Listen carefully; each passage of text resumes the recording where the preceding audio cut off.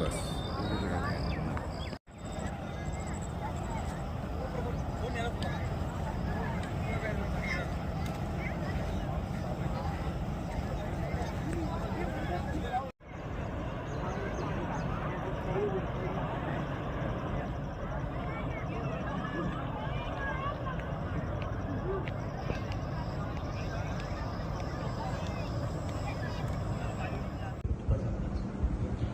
Pong dam पे आज शाम को 4 बजे स्पिलवे गेट ऑपरेट करके 4000 क्यूसेस पानी से छोड़ा गया है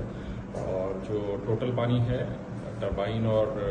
स्पिलवे से ये 22,300 पानी छोड़ा गया है। और आज